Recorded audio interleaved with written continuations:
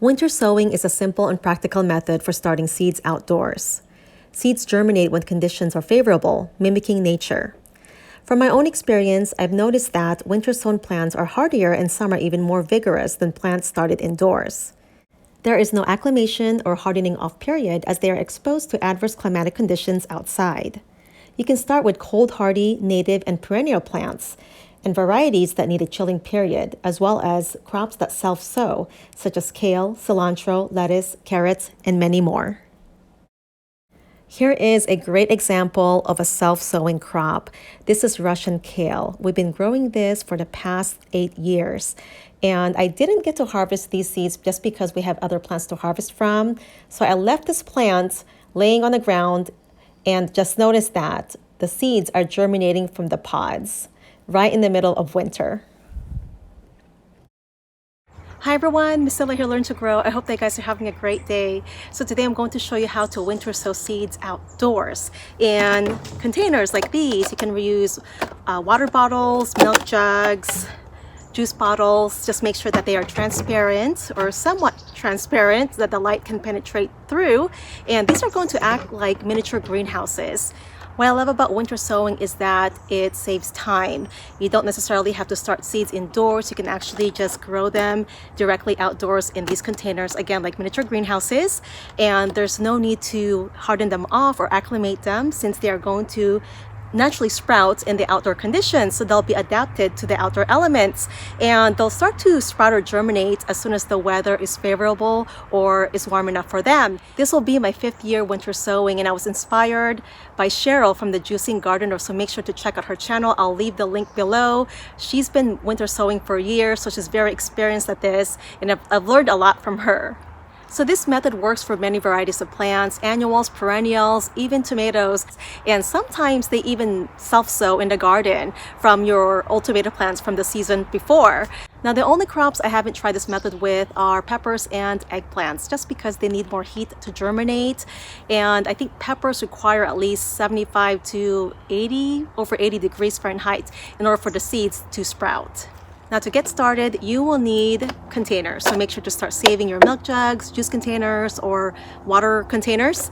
And you'll want to cut it about 3/4 of the way and leave it intact so that we can just flip it open and close it and then seal it with duct tape. I found that duct tape works the best, keeping these sealed up.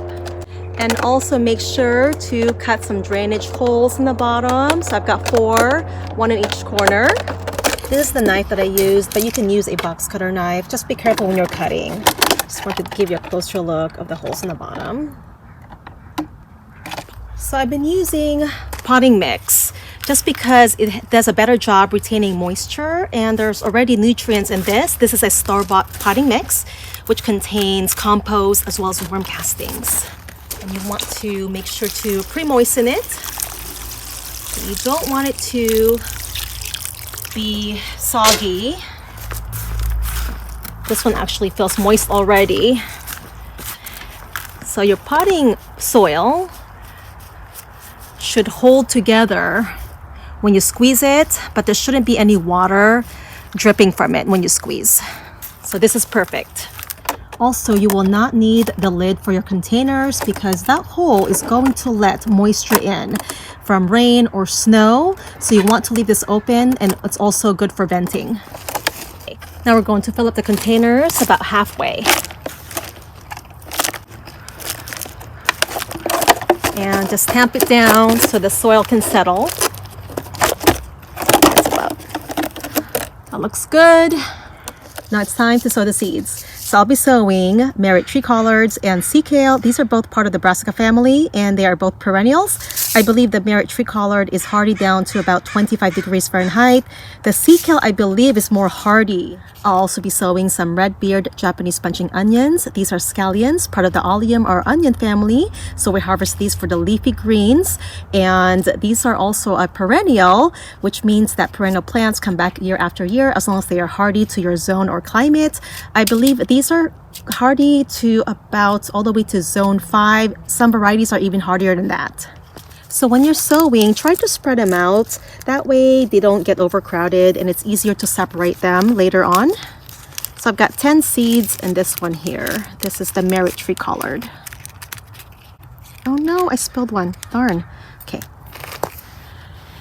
When you're burying your seeds, they just need to be buried about 2 to 3 times the width of the seed. So these are not that big. So these brassica seeds or the merit tree colored seeds just need to be buried about 1/4 of an inch, maybe even 1/8. So I'll just kind of mix shallow indents throughout the container here.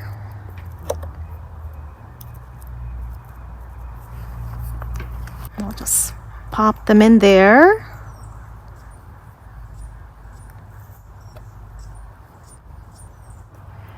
And cover them up just like that.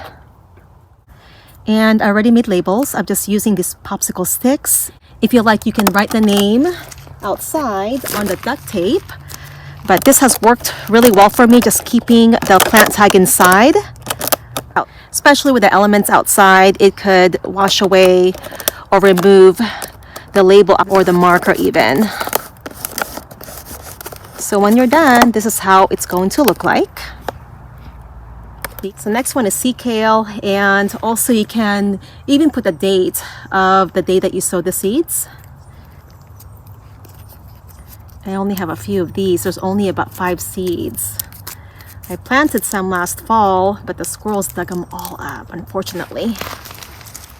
A good lesson I learned from winter sowing is not to broadcast your seeds all at once, but instead plant them in a few planting holes, about 6 to 8 per gallon and 4 in half-gallon containers. This will make separating and transplanting much easier. You don't have to tape your containers all the way around. Leaving these ajar or these little cracks open like that will allow venting on sunny days. Even on a mild day, if it's 50 to 55 degrees, these little miniature greenhouses can get warm.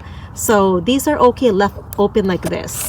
So I usually just put tape on one side of the container. Got some more perennial sown. These are ramps or wild leeks, a cousin of the onion family or allium. And these are hardy all the way down to zone 3 or negative 35 degrees. So that's great. And got some kaleidoscopic kale Grex. These are hybrids.